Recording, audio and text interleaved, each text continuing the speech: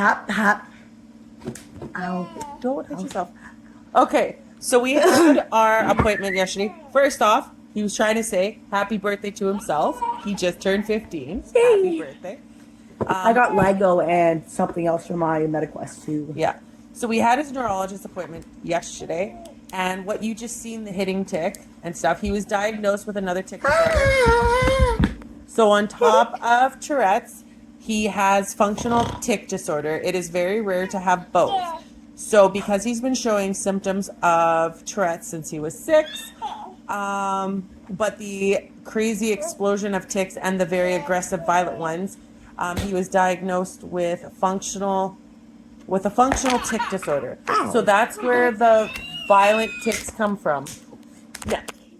Now, CBIT therapy, which is comprehensive behavioral intervention for tics therapy, is what will help with the functional tics.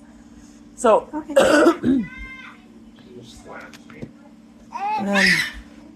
so a lot of the violent ones where people were saying, "Oh, you can't. Tourette's is not that bad. You've never seen Tourette's that bad." Well, yes, Tourette's with a combination of. So to be diagnosed with both Tourette's syndrome and the functional tic disorder, it's actually quite rare. But for tics, it usually starts showing with simple tics from 4 to 6 years old, which Taryn did start. But for functional tics, it usually has a sudden onset, more of like an explosion, when in the mid-teens, which is what happened. And so his functional tics are the ones that are creating the very aggressive, violent tics, which you do see quite often. And I know there were some people saying that it's impossible for Tourette's to be that severe, but when you mix it in with another tic disorder, it is very, very common. So, what it is, it's more like a loop in his brain. So it's a misfire and it loops. So yes, they still though, people who have Tourette's syndrome and people who have a tic disorder, they still get that satisfaction after they create a tic. So what we were told is that we really need to get him into CBIT therapy, which once again is the comprehension behavioral intervention for tics therapy. That is something we're going to be working on. Right now it's trying to alleviate the physical and environmental stressors because the functional tics run very much on emotions.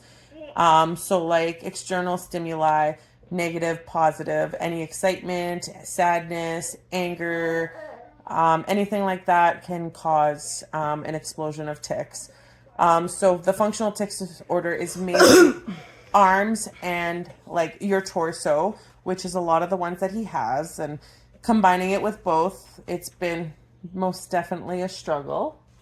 But now that we have an answer and we know what we need to do, we're able to take the right steps. So our neurologist was wonderful, and then we also got to visit with the Tourette's and OCD specialist, and he was wonderful as well. So we're going to continue on with it. And we've got an app that's going to help us better understand and how we could better help control and monitor and understand the feelings, right? So what are your feelings before you tick? Take. So what do you feel before you tick? It's Oh, it hurts. It's like Neck. your Pressure, neck. You pressure. feel like pressure. Right, yeah, that's right. So you feel pressure in your neck. Penny. Ow. Gentle. Penny. Tight. He feels tightness. And then what is it like that? No. He was saying he feels an incomplete feeling. No. If he doesn't complete it. And then where do you feel your tics? Mainly in your neck, but all over your body, hey? Yeah. That's what you were saying. Yeah. So talking about the... No. Oh, that went far.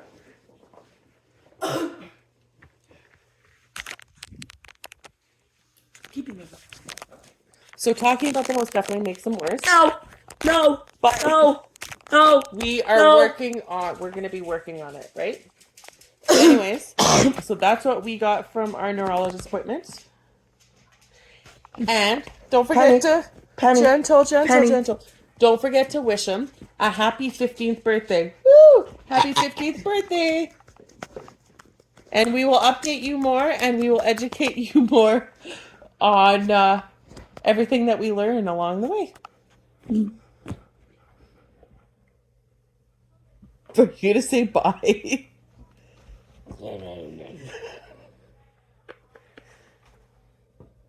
Oh yeah, another thing about a lot of these, the functional tic disorder is there are a lot of complex tics. So complex tics are like big ones. Oh, that hurts. That hurts. No. So a lot with the functional tic disorder is gentle. Yeah. It's just about learning and finding ways, and of course learning what the triggers are and everything like that. So what is it we've had issues with too is people talking about like the complex tics and how they look fake.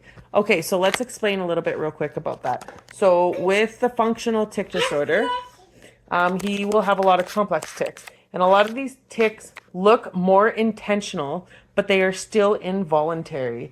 And they do include simple tics, but the simple tics could occur one right after another. Or normal looking movements that seem forced. So that is what the functional tic disorder does. So a lot of these movements who you guys have said like, hey, that looks staged, it looks fake. It actually isn't. Gangnam style.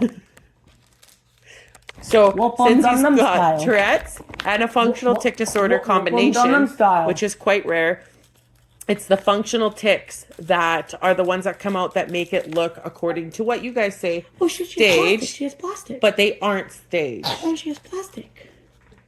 That's okay. So we paid for a program called the Tic Helper, and it's an 8-week program that we'll be doing every day, so we can learn the signs, the feelings, understanding before the tic, during the tic, and after the tic, and how we could alleviate triggers and everything like that. A lot of information, but worth it. Yep. Yeah. How do you feel now that you have an answer? Yay. Yay. Better. I know I did most of the talking, but that's okay. Yeah. It was because Mom has most of the information. Yeah. Give me my something now. Okay, what do you say? Goodbye. Bye. Talk to you guys later.